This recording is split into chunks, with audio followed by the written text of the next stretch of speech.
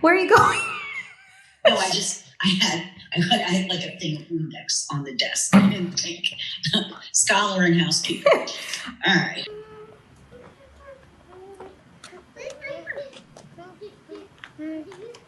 Hi, Daddy. Hi, Erica. You too, Jules. Let me ask you a question. What? What are we having a party for today? For Mommy. For what? For her graduation. Right. Go back. Go back. You're too close. Hey, Jules, do you know what the party's for? Mom.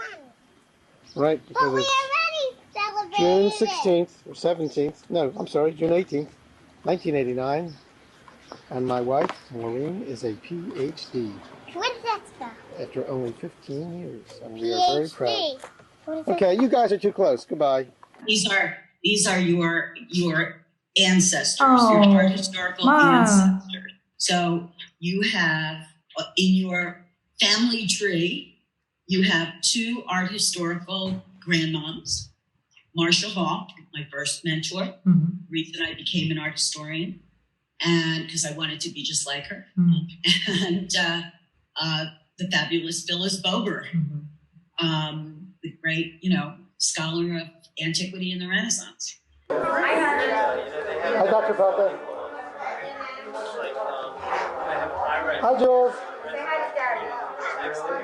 I'm doing straight.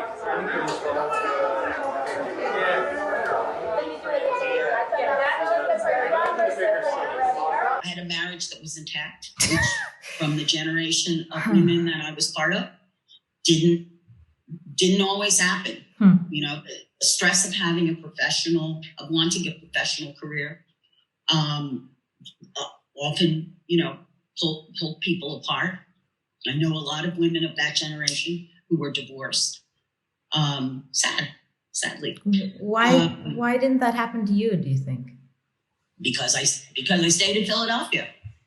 Do you mean because this was all what? Do you mean because you prioritized your relationship with Dad?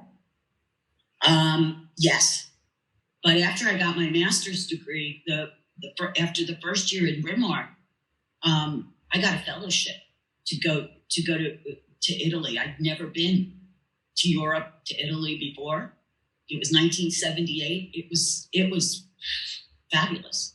It was love. So what was your first thought when you learned you were pregnant with Erica? Well, my first thought, I was afraid. So at first it was like a piano fell on my head. It was just like, that's how it felt. And then in the middle months of the pregnancy, when you feel really good, I went to Rome and I lived in an apartment. Aunt Ingrid had a big apartment.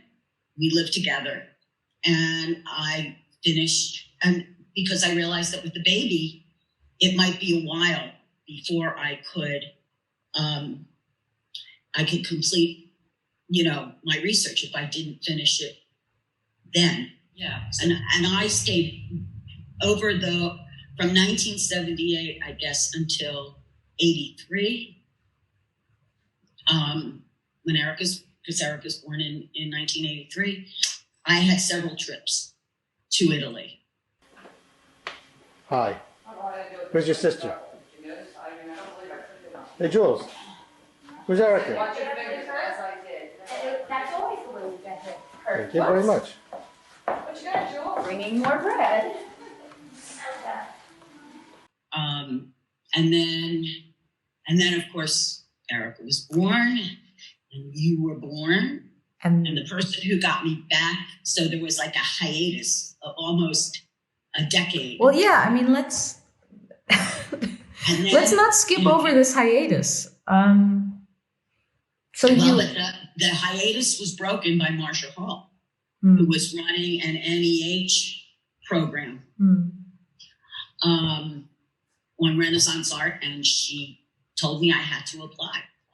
And then I picked a topic from my, dissertation that involved a female patron Giovanna de Piacenza. She was an abbess at the convent of San Paolo. It was a Benedictine convent. And in looking at her property, I theorized, let's put it that way, that the room that was painted for her by Correggio with these very famous frescoes in them, it was called the Camera di San Paolo, was that, first of all, the frescoes that Correggio painted were probably in her bedroom, which was very exciting because they're beautiful. It's a painted garden. I did a reading of those images, and what I thought the images were was a Christian allegory. She had an image of the goddess Diana on her fireplace and all these little pooty, these little frolicking babies that don't have wings, so they're not angels. And Diana is the goddess of the hunt.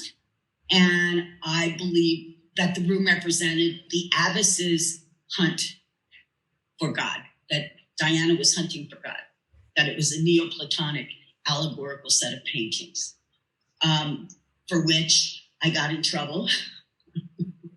And I needed to leave Hopkins because I was told that it was not a dissertation, but a free association. Nice, kind words when you've been working on something for, 7 years. Who said that? Who said that? Charles Dempsey. Because Dempsey was famous, there were a lot of people that would have liked to help me.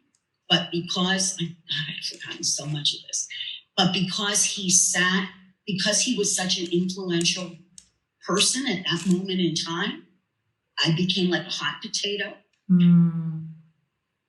So I went back to Bryn Mawr in 88, and I graduated in the spring of 89. Barbara. Get out of here with that thing. Maureen, get your husband. Okay. Alan, I'll I'm turn not it going off, to Barbara. work. It's off.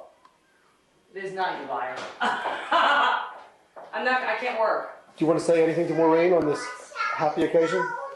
Congratulations, Maureen. I'm glad you found out. So am I. Thank you, No. Barbara. More what? Cherry soda? Where's cherry Let's go find the graduate herself. As we enter the Feldman Pelta living room, find Dr. Pelta Dr. Mixing. Pelta pouring soda a soda for for her Julie. daughter. Young Julia, Dr. Pelta Feldman. Right? Do you remember that day when we did CAA together? Yeah, We both gave talks at CAA. that was a great day.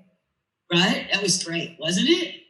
And afterwards, we were in the bar at the Warwick, and we were leaving, and there was Alex at a table with several other art historians, all female. No one at that table had a child. Mm. And actually, a couple of them I know were divorced from that same generation. And I thought, I have this great kid. Mm. And we have these common interests. Mm. And I was incredibly proud. And, I thought it was a good choice. Hmm. Well, let's go.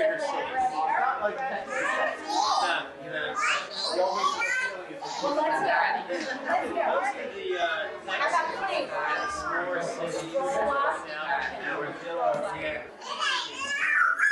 What do you want?